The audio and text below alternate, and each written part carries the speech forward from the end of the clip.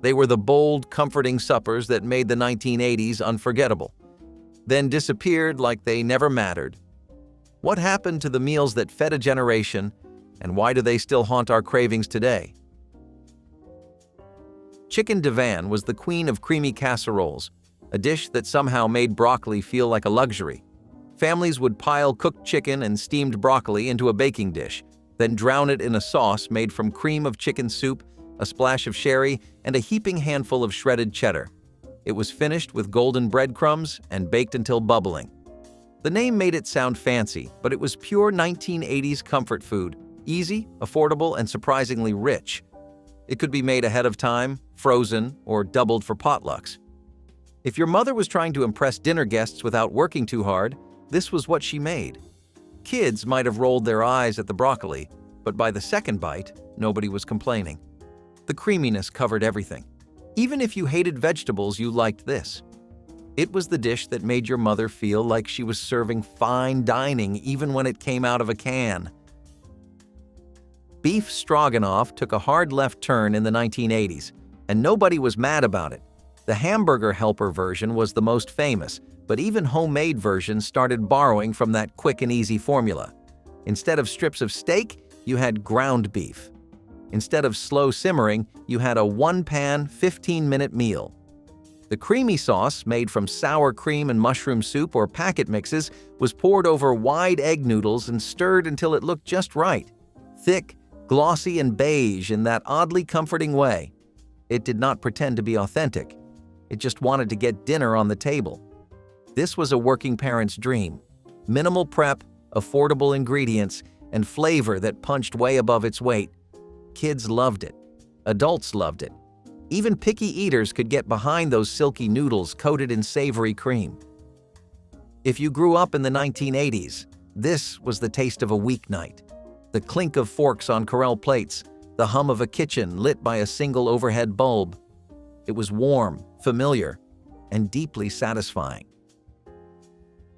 Tuna noodle casserole was either your favorite or your nightmare, but either way, it showed up often and meant you were home. The formula never changed. Egg noodles, canned tuna, frozen peas, and cream of mushroom soup all stirred together and baked until hot and thick. The finishing move?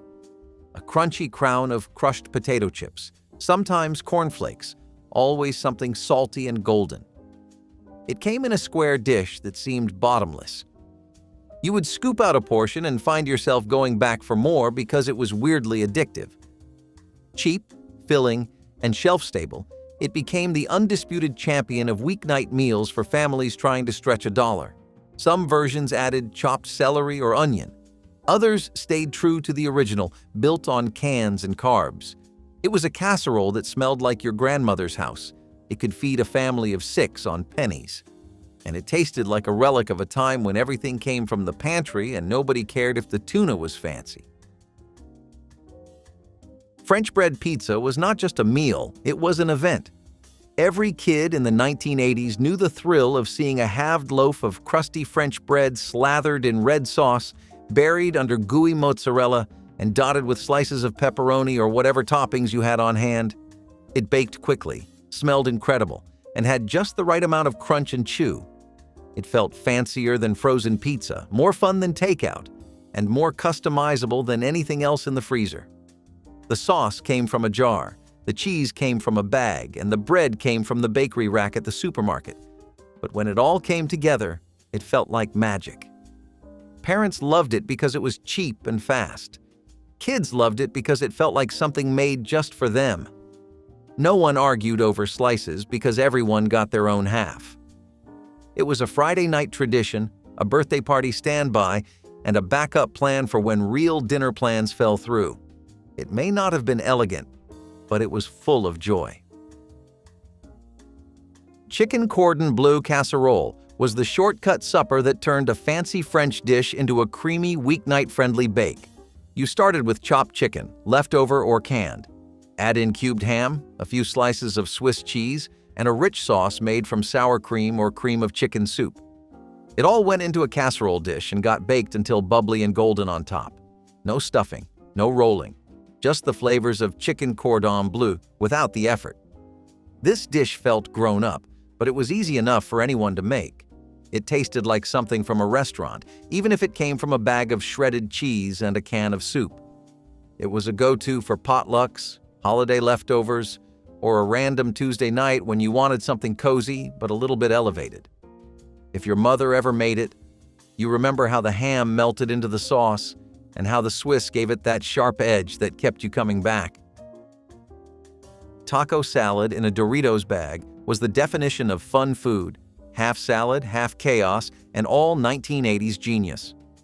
The setup was simple. Ground beef cooked with taco seasoning, shredded lettuce, cheddar cheese, maybe some diced tomatoes or sour cream, and a big handful of nacho cheese Doritos. Some families mixed it all in a bowl. Others, the bold ones, served it straight from the bag. You would crunch up the chips, pour in the toppings, shake it up, and dig in with a fork. It was portable. It was messy. It was delicious. And it felt like breaking the rules in the best way. This was dinner that did not sit properly on a plate. It made kids excited to eat salad. It gave busy parents a break. And it tasted like everything good about the 1980s. Salty, cheesy, just a little bit ridiculous. You could call it a meal, a snack, or a party trick. But however it showed up, it never lasted long. Taco salad in a Doritos bag was food with a wink. Salisbury Steak TV dinners were the one microwave meal that felt like a real supper, at least through the eyes of a hungry kid. The beef patties were tenderish, floating in thick brown gravy next to a scoop of mashed potatoes and a rectangle of corn. Sometimes there was a brownie hiding in the corner. It was a plastic tray of small comforts. The sound of that plastic film peeling back after the microwave dinged was almost ceremonial. You sat cross-legged on the carpet, TV glowing, fork in hand. The meat may have been spongy and the potatoes from a powder, but in the moment, it tasted like everything you needed. This was independence for a generation raised on fast solutions. Your parents were busy, you were hungry, and this box from the freezer aisle gave you a meal and a few minutes of peace. The packaging always promised home style, but really, it was its own thing. Kish Lorraine somehow found its way from French cafes to American kitchens and never looked back.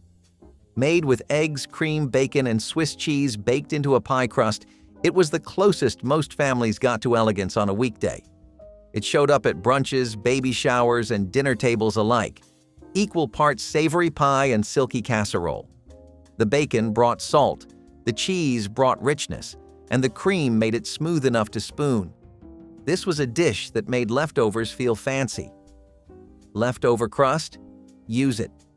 Bits of bacon? Toss them in. Kish Lorraine was forgiving and flexible, but it always looked like you tried. That was the secret. It felt refined without being complicated. Your mother could make it while balancing a phone call and homework help. It slid onto the table golden and steaming, and everyone got a slice. No fuss. Just quiet satisfaction. In the 1980s, it became shorthand for sophistication on a budget. It may have started in Paris, but by then, it lived in Pyrex. Chicken and rice. Baked with cream of mushroom soup was the casserole that cooked while you did anything else. Dump a few boneless chicken breasts into a baking dish. Add white rice, a can of cream of mushroom soup, and some water or broth. Stir, cover, bake. That was it. The rice soaked up all the flavor from the soup and the chicken, turning soft and creamy while the top browned just enough to give it texture. You would take off the foil and suddenly, dinner was ready. It did not ask for attention. It just quietly got the job done. If your parents worked long hours, this was the kind of meal that waited patiently in the oven. It was never flashy, but it was always there. It fed everyone at the table, left you full, and saved your family from another night of fast food. Chicken and rice bake was not about bold flavors or eye-catching colors. It was about consistency. It was about stretching a few cans and a handful of rice into something warm and whole. And somehow, it always worked. Lasagna with cottage cheese was the Italian-American supper shortcut that fed every crowd and saved every budget. Ricotta was pricey. Cottage cheese? Way cheaper, and almost always in the fridge, So families layered noodles, red sauce, ground beef, mozzarella, and cottage cheese into thick trays that baked into gooey, bubbling comfort. It was tangier than traditional lasagna, lighter in texture, and surprisingly addictive. The edges would get crispy, the middle would be molten, and the smell could drag anyone out of their bedroom and into the kitchen. Some people swore it was better than the real thing. Others would never admit they used cottage cheese, even if they loved the taste. But in the 1980s, this was the go-to lasagna for busy households that needed big flavor on a tight budget. It showed up at birthday parties, neighborhood potlucks, and Sunday dinners. It was easy to double, easy to freeze, and easy to love. Meatloaf with ketchup glaze was the definition of classic comfort, a slab of ground beef mixed with breadcrumbs, onions, and egg, then topped with a thick, sweet glaze of ketchup and brown sugar. It sat in a loaf pan, sizzling as the glaze caramelized in the oven, sending out smells that filled every corner of the house. It was never flashy, but it never needed to be. This was the kind of supper that could stretch a pound of ground beef into a meal for 6. Every slice was the same, moist, tender, and sticky on top. Some families added Worcestershire or mustard, others swore by keeping it simple. Either way, it was a permanent fixture of the 1980s dinner table. It was dependable, it was nostalgic, and it somehow got better the next day in a sandwich with a slice of white bread. Parents loved it because it was easy. Kids loved it because the glaze was basically candy, and even picky eaters found something to like. In an age of frozen meals and fast food, this was a hot meal that said someone still had time to care. Hamburger pie, also known as shepherd's pie in its Americanized form, was one of those dishes that came from scraps and turned into gold. It started with a layer of seasoned ground beef, sometimes with onions or gravy, sometimes just straight from the pan. Then came the creamy corn, usually from a can, poured right over the top like it belonged there. The final touch was a thick layer of mashed potatoes, piped on or spooned roughly, spread edge to edge. Some people topped it with shredded cheddar, others left it plain. It baked until the potatoes browned at the edges and the whole thing bubbled at the seams. It was a one-dish wonder, Midwestern, humble, and filling in every way. If your family had hamburger pie in the oven, you knew you were in for something warm and grounding. It was never flashy, but it always delivered. It was especially great for stretching ingredients and feeding a family on a tight budget. The layers came together in a forkful that tasted like every corner of the plate at once. Pork chops and applesauce might sound like something from the 1970s, but it had real staying power into the 1980s. It was the kind of meal that felt both retro and reliable. Pork chops, pan-fried in a little butter or oil, were the centerpiece. Thin cut or bone-in, sometimes breaded, sometimes not. They were not fancy, but when they were seasoned well and seared just right, they brought serious flavor. The applesauce came on the side, often from a jar, sweet and cold against the warmth of the meat. Some people thought it was strange, others thought it was genius. The sweet and savory contrast worked better than expected. It gave the dish balance, simplicity, a little surprise. If your mother grew up on it, chances are she passed it down without changing a thing. Pork chops and applesauce did not need a lot of ingredients or time. It needed a skillet, a jar, and a family willing to sit at the table together. That was the magic of it. Baked ziti with jarred sauce was the Italian-American supper that could feed an army without breaking a sweat. It was not lasagna, but it hit all the same notes: gooey cheese, rich tomato sauce, and plenty of pasta. Ziti noodles were cooked just until tender, then tossed with store-bought marinara or meat sauce. Italian sausage or meatballs often joined the party. Everything got layered into a baking dish with shredded mozzarella and sometimes a bit of Parmesan on top. Into the oven it went, bubbling until the edges were crisp and the cheese was pulling in every direction. It was hearty, cheap, and perfect for leftovers. Baked ziti was a weeknight miracle. It could be made in bulk, served at potlucks, or frozen for later. You knew what you were getting every single time, and that consistency made it one of the most loved casseroles of the 1980s. It was red-sauced joy, one scoop at a time. Some families added ricotta, some skipped the meat, but everyone had a version. Chicken a la king was creamy, filling, and as comforting as a blanket straight from the dryer. This dish came from earlier decades, but it flourished in the 1980s thanks to its flexibility and ease. You diced up some chicken, usually leftover or canned, then folded it into a rich sauce made from butter, cream, and flour. Mushrooms, peas, or pimentos added texture and color. It all simmered into a creamy stew, then got ladled over toast, rice, or even puff pastry shells if you were feeling fancy. Chicken a la king turned odds and ends into something warm and generous. It did not need expensive ingredients or elaborate steps. It needed a single pan and a little patience. Families made it when they had too much leftover chicken. Cafeterias served it on square white plates. It looked beige, but it tasted like everything you needed after a long day. The sauce clung to every bite, soaking into toast or rice like a slow, savory flood. It was humble, yes, but it was dependable. Spaghetti with Italian sausage was how pasta night grew up in the 1980s. It was a step above plain marinara, a little richer, a little more rustic. Italian sausage, mild or spicy, was browned and broken up into chunky pieces, then simmered in red sauce until every bite was soaked in flavor. The sauce took on the fennel and garlic from the meat. It clung to the spaghetti like it belonged there. This was not a kid's dinner. It was messy, bold, and made you want to mop the plate with a piece of bread when it was done. Parmesan on top was a must. Sometimes fresh basil, if you were lucky. It was hearty enough to count as a full meal. No side dishes needed. Parents loved it because it was quick and satisfying. Teenagers loved it because it tasted like something you would order at a restaurant. Even if you used jarred sauce and boxed noodles, the sausage made it feel special. This was dinner that made noise, from the sizzle of the pan to the scrape of forks at the end. Spaghetti with Italian sausage was not just food, it was the soundtrack of real family meals. Teriyaki chicken with minute rice was weeknight takeout without the takeout bag. Soy sauce, brown sugar, garlic, and pineapple juice turned simple chicken into a sticky sweet masterpiece.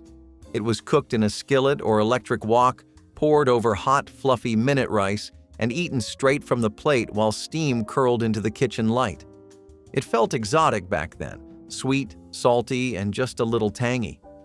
Teriyaki was not yet everywhere, so having it at home felt like a treat. Bottled marinades were popular, but homemade versions became kitchen staples too. Families made it with chicken breasts or thighs, depending on what was in the freezer. Pineapple chunks were often tossed in for extra sweetness. It was not just fast, it was festive. You got a colorful plate, an easy cleanup, and a dinner that actually made you smile. It looked glossy, smelled amazing, and made your weeknight feel a little more like a celebration. Teriyaki chicken with minute rice was fusion without realizing it. It gave American families a taste of something new, dressed up in ingredients they already knew how to use. It was sweet, it was easy, and it was too good to forget. Cube steak with mushroom gravy was tough love on a plate, the kind of dinner that tasted way better than it looked. Cube steak, tenderized into submission with a meat mallet or machine, was pan-fried and then smothered in a thick gravy made from cream of mushroom soup. Sometimes there were fresh mushrooms, sometimes not. It was poured over mashed potatoes, egg noodles, or whatever starch was on hand that night. The meat was cheap, the meal was hearty, and the result was pure stick-to-your-ribs comfort. You did not eat this with a light appetite. You ate it when you were cold, tired, or just in need of something that felt like it had weight. It was not glamorous. The gravy was beige. The meat was thin. But it hit you in the best way, every time. Families made it on repeat because it used pantry staples and kept everyone full. Even if the steak was chewy, the sauce made up for it. Cube steak with mushroom gravy was survival food turned sentimental favorite. It did not try to be trendy. It just made sure you did not leave the table hungry. Macaroni and cheese with hot dogs was childhood in a bowl. You started with Kraft or Velveeta, stirred it until the cheese sauce turned bright orange and glossy, then dropped in sliced hot dogs and let the magic happen. It was salty, it was creamy, and it was a guaranteed win with kids who were otherwise impossible to feed. Some families added ketchup, some added peas, but most just kept it simple and let the cheese and dogs do all the work. It came together in 15 minutes. It cost next to nothing, and it felt like a reward at the end of the day. You could eat it on the couch, at the table, or straight from the pot. There were no rules. It was the dinner that babysitters made, that exhausted parents relied on, that kids learned to cook for themselves. It was not fancy, but it was honest. And that is what made it last. Macaroni and cheese with hot dogs was a dish that knew exactly what it was and never tried to be anything else. Pepper steak stir-fry was how families tried to recreate the magic of Chinese takeout without picking up the phone. Thin strips of beef were browned quickly in oil, then tossed with sliced bell peppers, onions, and a sauce made from soy, garlic, and a touch of cornstarch. It cooked fast, filled the house with savory aromas, and tasted bold and fresh even when made with basic ingredients. This was the 1980s version of a home-cooked stir-fry, simple, satisfying, and endlessly adaptable. Some added mushrooms, some tossed in a handful of bean sprouts or water chestnuts. But at its core, pepper steak was all about the beef and the peppers. The sauce thickened just enough to coat every piece, and it all got spooned over a mound of white rice, steaming and soft. It felt like a restaurant dish, without the price tag or the wait. Pepper steak stir-fry made dinner feel like an occasion. It gave families something new to try, without straying too far from what they knew. And most importantly, it brought everyone to the table.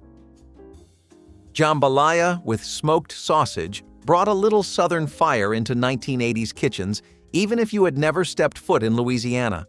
Some families made it from scratch, browning sausage and simmering shrimp in a seasoned tomato broth with long grain rice and Cajun spices.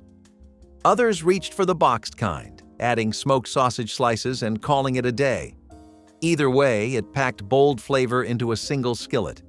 The rice soaked up every bit of the spicy tomato base, and the sausage gave it a smoky punch that made each bite feel special. It was not fancy, but it tasted like something bigger than it was. Jambalaya let you pretend you were cooking something exotic, even if it came together in 30 minutes on a weeknight. You could tweak it however you liked: more shrimp, no shrimp, hot sauce, bell peppers, celery, garlic. It was flexible and full of heart. It warmed you up, filled you up, and made you feel like a real cook, even if all you did was stir. In a decade full of shortcuts and pre-packed meals, jambalaya still found a way to feel fresh, fiery, and totally unforgettable. Chicken paprikash was the creamy, paprika-soaked comfort food that looked like it belonged in a cookbook from across the world, yet found its way into suburban kitchens during the 1980s. Made with bone-in or boneless chicken simmered in a sauce of sour cream, onions, butter, and Hungarian paprika, it had warmth, richness, and depth most weeknight meals could only dream of. Served over egg noodles or rice, it became a hearty, comforting dish that families returned to when they wanted something different but still soothing.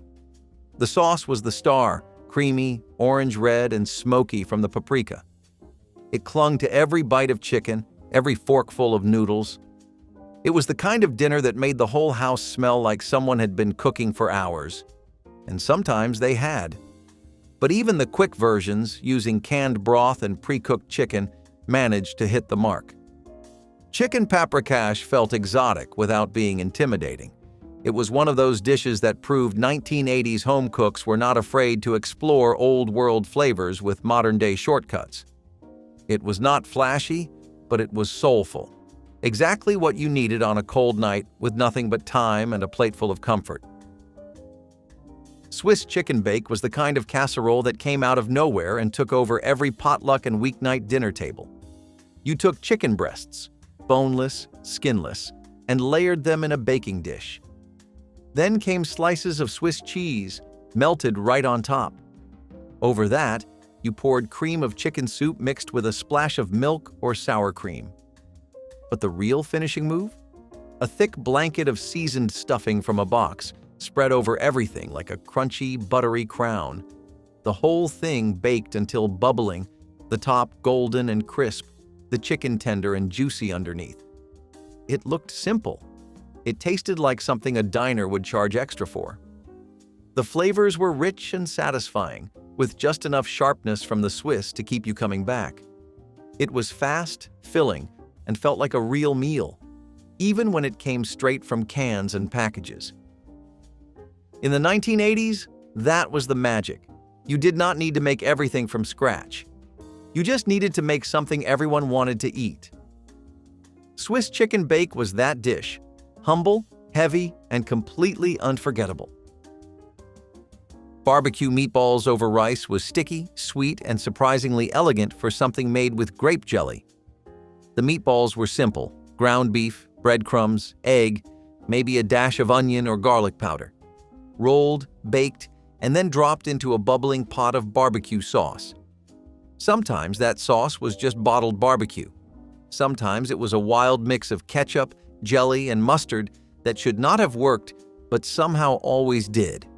The sauce coated the meatballs in a glaze so thick it practically begged for a bed of white rice to soak it all up. This was not party food. It was Tuesday night food that tasted like a celebration.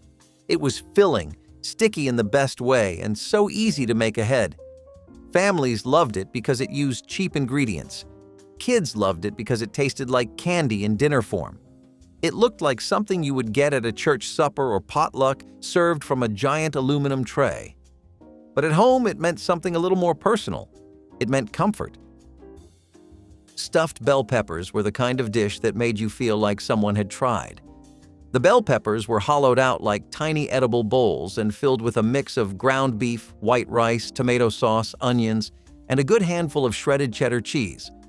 They were lined up in a baking dish, covered with foil, and baked until everything was soft, steamy, and melted together. The peppers themselves went tender, almost sweet, and their edges browned just enough to feel special. It was one of those meals where the plate did all the work: meat, veg, starch, and cheese in one tidy package. You did not need a side dish. You barely needed silverware. Some people made theirs spicy. Some added Italian seasoning or swapped in turkey. But the soul of the dish was always the same. It was about making the most of what you had, about stretching a little ground meat into something that looked like more. In the 1980s, this was a dinner that meant you had taken the time, even when the truth was you whipped it up with leftovers. Stuffed bell peppers were edible proof that care could be baked into something simple. Fish stick supper was the dependable fallback that no one ever really admitted they loved, yet everyone secretly looked forward to. Pulled from the freezer, lined up on a tray, and baked until golden, those crispy little rectangles of breaded fish were the closest most kids came to seafood in the 1980s. They were always served with a scoop of boxed mashed potatoes and a side of canned peas, maybe drowned in butter if you were lucky. The tartar sauce came from a jar. The fish sticks came in bulk, but the meal somehow worked. It was crisp, soft, salty, and sweet all at once. You could eat it in 20 minutes flat, clean up in 10, and still have time for a rerun before bed. It was not gourmet, but it was familiar, dependable, safe, and sometimes that was more than enough. Parents loved it because it was foolproof. Kids loved it because it felt like fast food at home. It did not win awards, but it won weeknights. Fish stick supper was not trying to impress. It was trying to make dinner happen. And in the 1980s, that was the goal. Turkey tetrazzini was the casserole that came to the rescue after every major holiday, when your fridge was full of turkey but nobody wanted another sandwich. It started with chopped leftover turkey, cooked spaghetti noodles, and a creamy sauce made from butter, broth, and sometimes cream of mushroom soup. Toss in some peas, maybe a few mushrooms, and top it all with a scattering of breadcrumbs or shredded cheese. Into the oven it went, baking into a golden, bubbly casserole that felt nothing like leftovers. It turned scraps into supper. It made the most of what you had and made it feel like a new meal altogether. Some families made it from scratch. Others relied on shortcuts. But the result was the same: something warm, rich, and totally satisfying. Turkey tetrazzini did not try to be trendy. It just tried to make your holiday leftovers go a little farther, and in that, it succeeded beautifully. It was one of those dishes that you only remembered after Thanksgiving, but once it hit the table, it felt like it had always been part of the plan. Breakfast for dinner pancake night was when the rules went out the window and everyone got exactly what they wanted. There was no need for vegetables, no guilt about syrup, just stacks of fluffy pancakes, sizzling sausage links, and a pile of scrambled eggs, served in the evening like it was Sunday morning. It felt like cheating in the best possible way. Some families added hash browns or bacon. Others kept it simple with just pancakes and butter. Either way, it was a meal that made everyone smile. You could make it in 30 minutes or less using boxed pancake mix and whatever breakfast meat was in the fridge.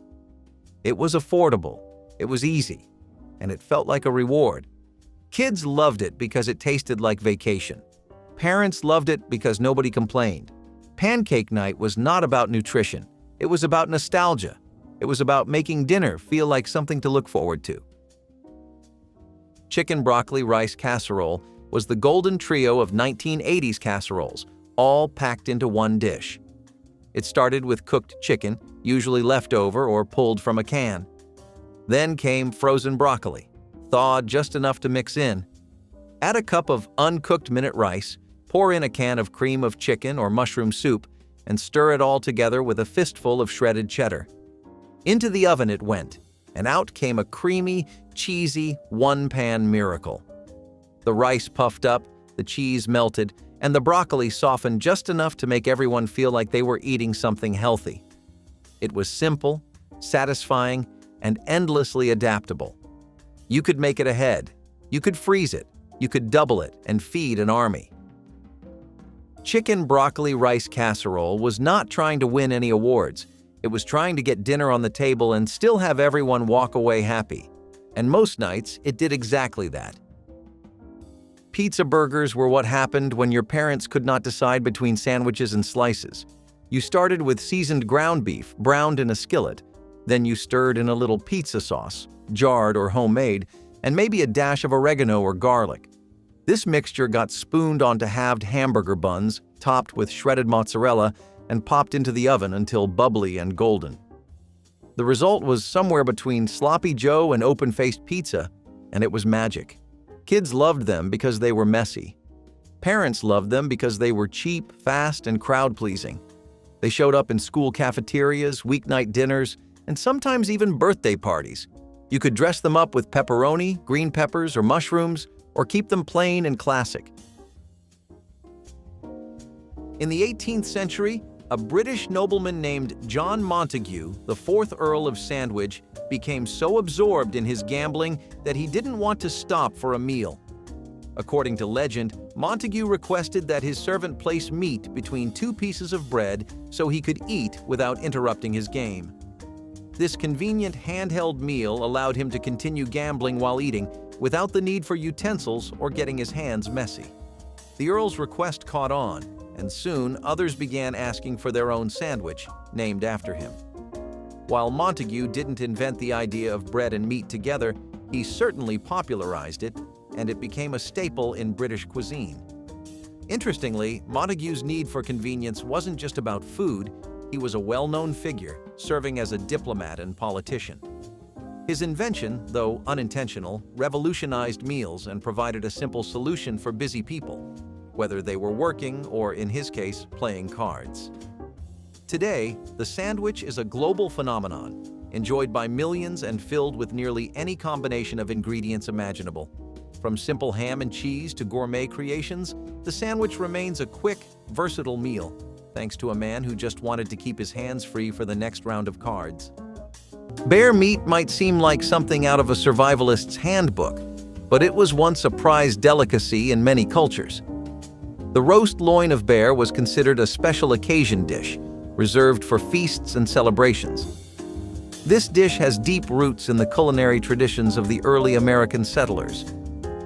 As you can imagine, hunting a bear was a daunting task, so this meal was a reward for bravery. Apart from the hunting of the bears, this one wasn't complicated to whip up. All you needed was the loin, which is the tender strip of meat along the backbone, which was often roasted over an open fire. Now, this is one meaty dish. Well, it doesn't take rocket science to know why this one has vanished from our tables. I bet you're not up to the task of hunting a bear, are you?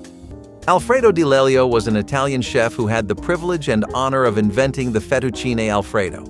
Yes, the very same pasta that has become a staple of so many millennials and Gen Z adults today, and a staple at any restaurant that promises a slightly fancy dining experience or a properly high-end one.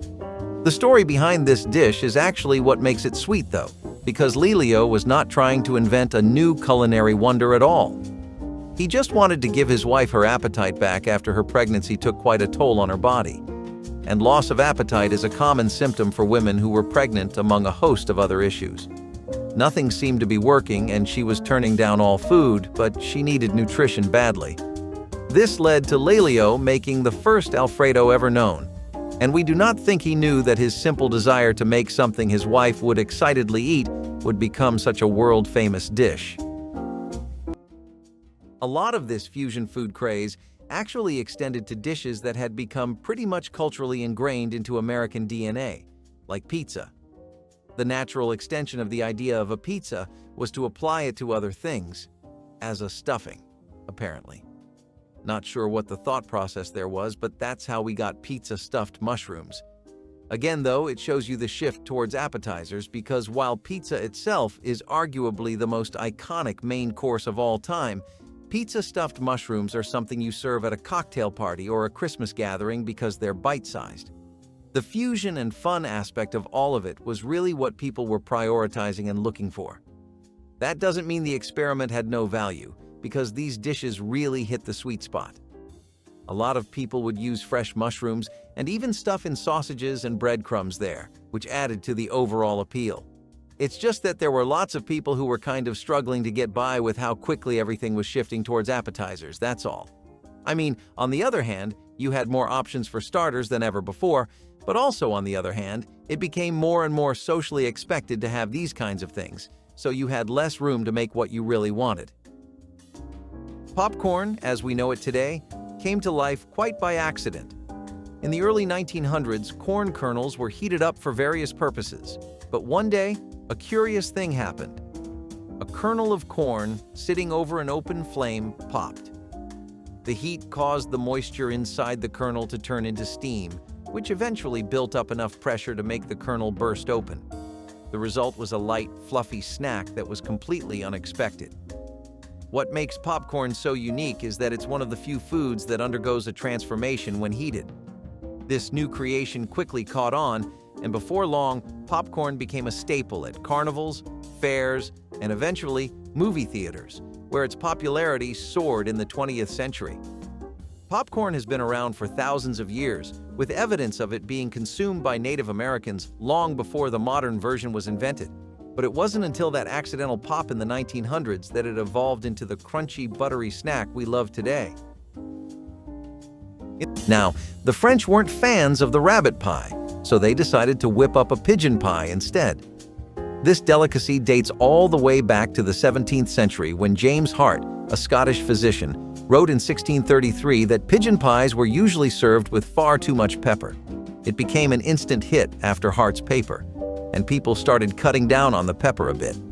This crispy dish was a savory game pie made of pigeon meat and various other ingredients traditional to French cuisine. The buttery crust made it a luxurious treat which was common on banquet tables. It was a tradition for wives to make pigeon pie after their husbands spent long days hunting for the delicious bird. But hey, tastes change, and so do our feathered friends. Ever wondered what the ultimate American comfort food was back in the day? Well, the only right answer is the veal and ham pie. This hearty pie combined the delicate flavors of veal with the salty goodness of ham. The pie's popularity surged during the Victorian era. It originated in the kitchens of English settlers and was a practical choice for using up leftovers, but soon became a meal for the elite. While it was a luxurious delicacy in England, it was a staple in large households in America. Not only was it easy to whip up, but was also cheap to make, which made it perfect for communal gatherings and large families. If you want to give your grandparents a rush of nostalgia, Ask them about this meaty goodness, and who knows, your grandma might even dust off some cookbooks. We all have gotten so used to eating sandwiches, but do you ever wonder who had the idea of calling meat, vegetables, and cheese stuck between two slices of bread a sandwich? It was actually named after the Earl of Sandwich, John Montague. As the story goes, Johnny himself was a big fan of gambling and spent most of his evenings glued tightly to his seat at the gambling table in his favorite casinos. One of the things that gave him the ick was how his hands would make the cards greasy as he ate while gambling. So one day he asked for 2 pieces of meat stuck in between slices of bread. This was not something that was unique to John at the time, but him ordering it and making it a regular meal he would have at the casino elevated its status to a must-try dish. As a result, the convenient meal that is meat and veggies between bread known as the sandwich gets its name from a man's love of clean gambling. You definitely hear a lot growing up about how health-aware everyone started to become around the 90s. What you don't hear is the cause of all of that, and that was the rising interest in eating like an absolute pig. The cheeseburger pie is a textbook example of that. Culinary innovation? Nope. Some new groundbreaking idea that revolutionized the format of a beloved staple? Wrong again, just being greedy. That's exactly what the cheeseburger pie was. See, the idea was to mix the toppings and cheese of a burger and use that as a pie filling to kind of make it this maximized savory monstrosity. Now, naturally, a lot of people tried to keep this as a one-time occurrence because if you ate this regularly, you were just inviting your cholesterol to humble you. That, coupled with all the paranoia and fear-mongering people were doing over the extreme rise of fast food, meant that people actually did end up abandoning this dish soon after it came out in the 90s. For what it's worth, though, it wasn't that bad. It just made you not want to get out of bed for the next 2 business days. Now let us take a trip to Treviso, Italy, in the 1960s, where an Italian chef at a small restaurant accidentally created one of the world's most beloved desserts. The chef was working with leftover ingredients, including mascarpone cheese, espresso-soaked ladyfingers, and a touch of cocoa powder. Rather than letting these leftovers go to waste, he decided to mix them together, layering them into a new dessert. What resulted was a rich, creamy, and perfectly balanced treat that would later be known as tiramisu. Interestingly, the original version of tiramisu didn't even have alcohol, as the addition of liqueur, like marsala or rum, came later as the recipe evolved. Some even believe that the dessert was initially created as an aphrodisiac, with the layers of energy-boosting coffee and rich mascarpone thought to be an invigorating treat. It was so popular that it quickly spread from the small restaurant to other parts of Italy and beyond. The name tiramisu means pick-me-up in Italian, a fitting name for a dessert packed with espresso. Today, tiramisu is a symbol of Italian dessert making, rich, indulgent, and surprisingly light all at once. Pickled beef tongue was a classic back in the day. Some love it, others not so much.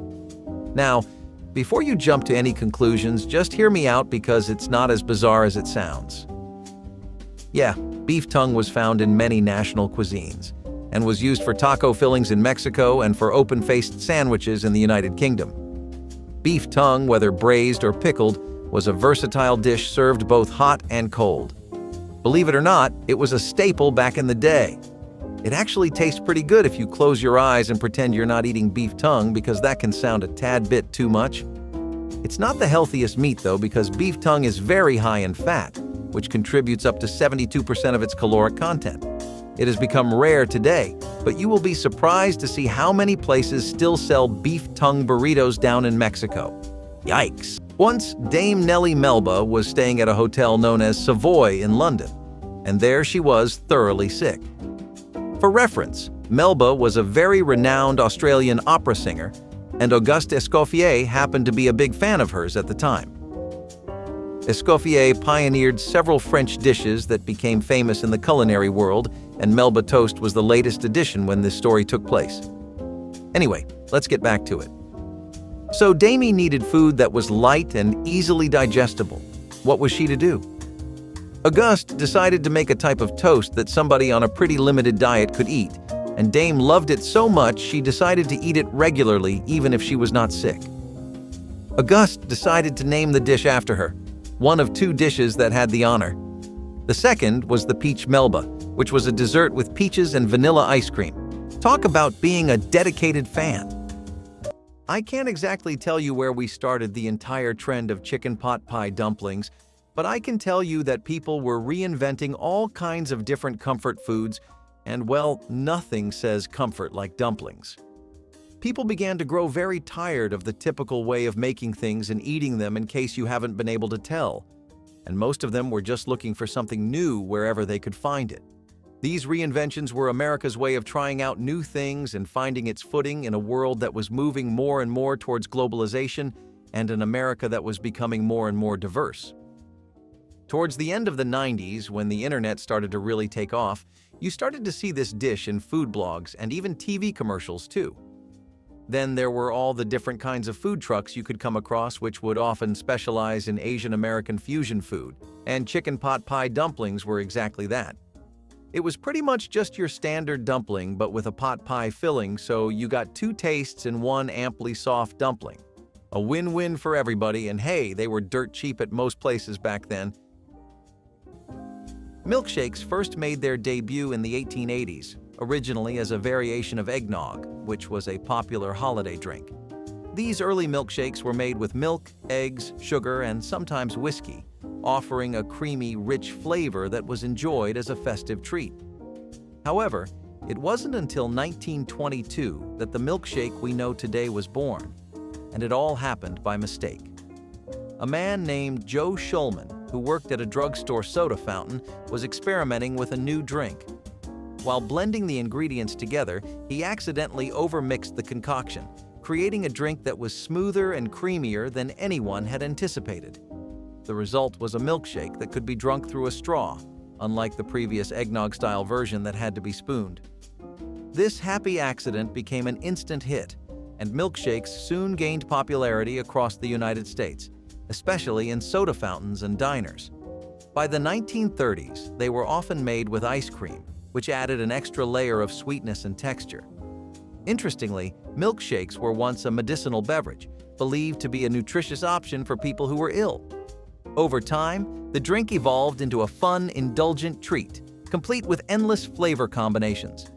Squirrel Stew might sound unusual today, but it was a popular dish in rural areas. Yep, our bushy-tailed friends were once a common ingredient in many kitchens. Also known as Brunswick stew, it was a tomato-based stew generally involving local beans, vegetables, and originally small game meat such as squirrel. However, many variations from around the world used rabbit meat too. The origin of this meaty stew is controversial at best, as the states of Virginia and Georgia both claim its birth, with Brunswick County in Virginia and the city of Brunswick in Georgia claiming it was developed there. To keep things peaceful, let's just say Virginia and Georgia both played a role in creating this delicious stew. Squirrel meat was easily hunted and provided a necessary source of protein.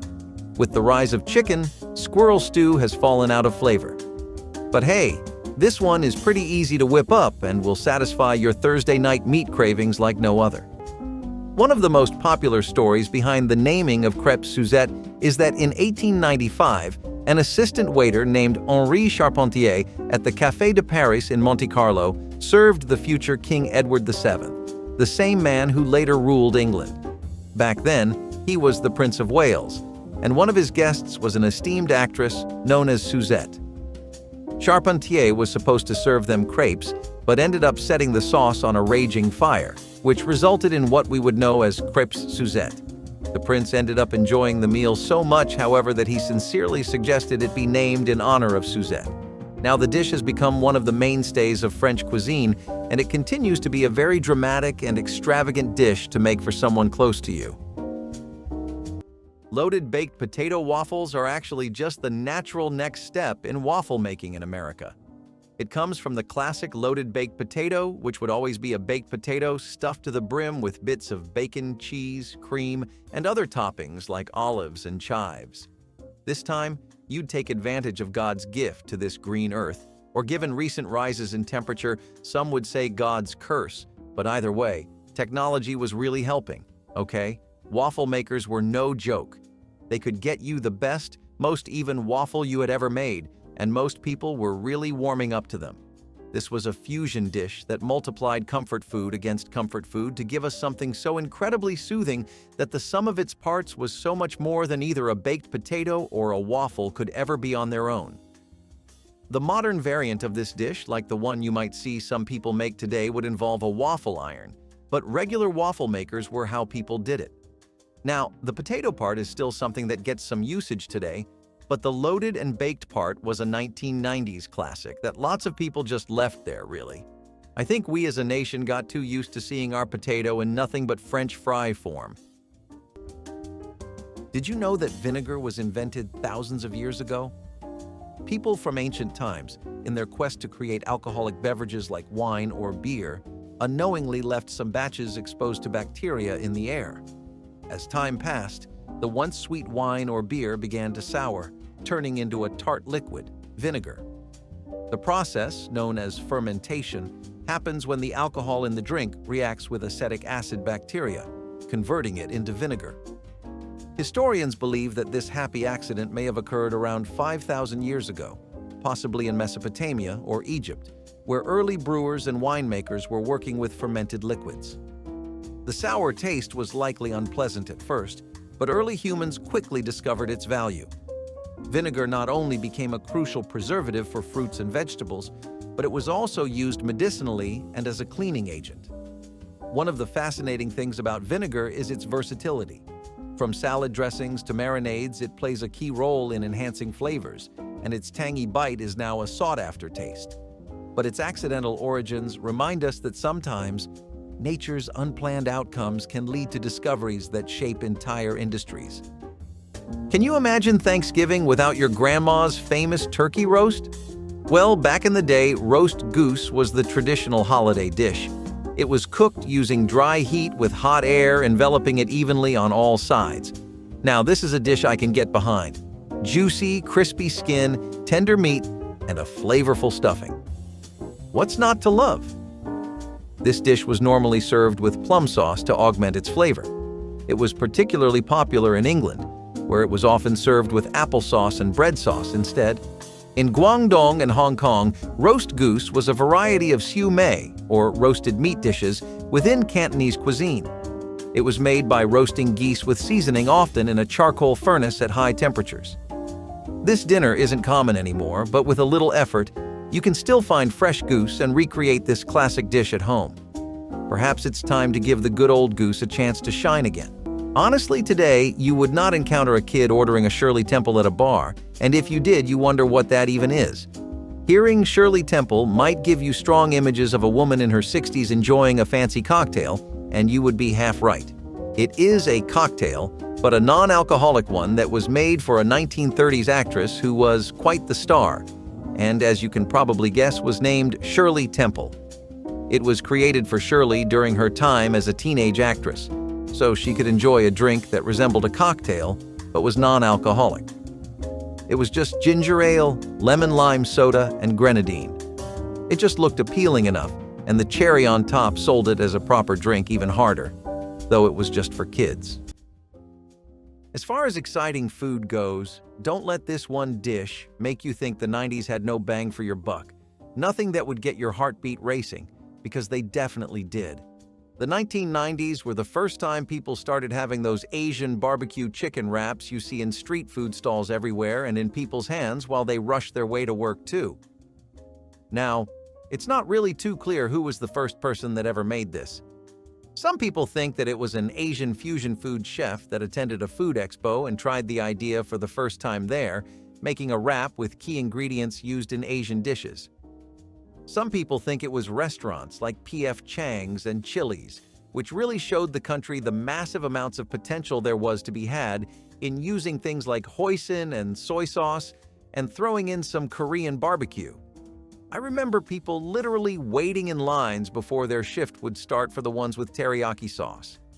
Seriously, it was a whole thing, and it pretty much still is. Fusion food makes up a massive part of the culinary makeup of America today, and the 1990s were one of the most important decades for it. It was in 1886 that a pharmacist from Atlanta, Georgia, John Stith Pemberton, set out to create a medicinal tonic that would help people with headaches and fatigue. Pemberton, who was recovering from a war injury, concocted a syrup he believed would be the solution. He mixed coca leaves, cola nuts, and other ingredients into a liquid and sold it as a cure-all for various ailments, including headaches, nervousness, and even impotence. At first, the drink was sold as a medicinal product at pharmacies where people could buy it for a mere 5 cents a glass. It wasn't until years later that the tonic's popularity grew, thanks to Pemberton's bookkeeper, Frank M. Robinson, who suggested the name Coca-Cola and designed the iconic script logo. Pemberton's drink quickly made the leap from a medicinal product to a soft drink. Interestingly, while the original formula included cocaine from the coca leaf, it was eventually removed in the early 1900s, long before it became the international sensation we know today. Coca-Cola's transition from medicine to pop culture phenomenon is a testament to how sometimes a product's true potential is discovered after a few unexpected turns. Now, more than 130 years later, Coca-Cola is one of the most recognizable brands in the world, and it all started with a man looking for a remedy to ease his pain. Pressed duck, a French-inspired masterpiece, is just as complex as it sounds. The dish involves cooking a duck and then using a special press to extract the blood and juices, which are then used to create a rich, flavorful sauce. You heard that right? A sauce made out of blood and bone marrow. Now, before you wrinkle your nose, this dish was a showstopper at French restaurants back in the day, and its unique taste spoke for itself. The complex dish was a specialty of Rouen, and its creation was attributed to an innkeeper from the city of Duclair. It's also known as canard à la presse, and is a specialty of the Tour d'Argent restaurant in Paris. Cooking pressed duck isn't a job for the weak and requires special time and effort, which is exactly why it has become a rare dinner time on our tables now. And then, of course, not everyone has a knack for eating a sauce made out of bone marrow. Sticking to foreign cuisine that you can find on menus today too, and in fact, so much that people do not even know they are foreign, we have Margarita Pizza. Ever wonder why it is called Margarita? Once all the way back in 1889, the Queen Consort of Italy took a visit over her territory and wanted to indulge in the local cuisine more than anything else. Even royals get sick of fancy buffets sometimes and want to try the good stuff that you can only find in the streets. One of the most recommended things are Neapolitan pizzas, and so a pro pizzaiolo was called.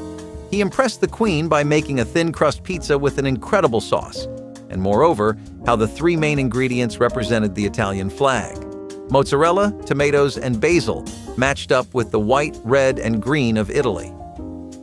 The Queen ended up loving the pizza so much that Raphael named it in her honor, and she even expressed her approval. Guess a recommendation really does get you places. What if I told all you Crab Rangoon fans out there that for the days where you don't feel like going out and ordering the whole thing, there was always Crab Rangoon Dip? A forgotten and lost artifact, this recipe is actually one of the nicest things fusion food ever did for us.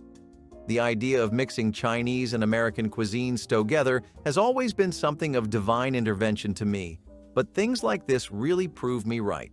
Crab Rangoon Dip was also a big turning point for Americans. So far, most of our people had held our dips pretty close to our chests. How many of you can say you really switch it up with yours? Lots of people back then just didn't know anything beyond ranch, ketchup, and barbecue sauce. Crab Rangoon Dip switched things up by taking cream cheese, crab, and garlic and making a real thing out of it. Even today, it's not exactly what I'd call completely irrelevant, but it's rarely made now for sure. It falls into the broader spectrum of Americanized Asian foods that got really popular, but this thing was special, man. It wasn't just a one-hit wonder, it was a statement piece, and the statement was that it wanted to stay long-term. You'd see this at casual dining places, potlucks, and all other sorts of events and celebrations. Toffee, that irresistible blend of sweetness and crunch, likely came about by accident when sugar was heated for too long. In the early days of candy making, sugar was a precious commodity, so cooks would experiment with it, heating it up to create different treats. One day, sugar was left on the stove a little too long. and instead of melting into a smooth syrup, it began to caramelize and harden. The result was a sticky, crunchy candy that, when cooled, had the chewy texture we know as toffee. The key to toffee's magic lies in its precise balance of heat. When sugar and butter are cooked together and reach the right temperature, they form the perfect toffee texture, firm but with a satisfying chew. Over time, toffee recipes were refined, adding ingredients like nuts, chocolate, or vanilla to elevate the flavor and make it even more tempting. Interestingly, toffee has a long history, especially in the UK, where it's been a popular treat for centuries. Some even believe that the name toffee comes from the word taffia, an old term for molasses, which was used in early recipes.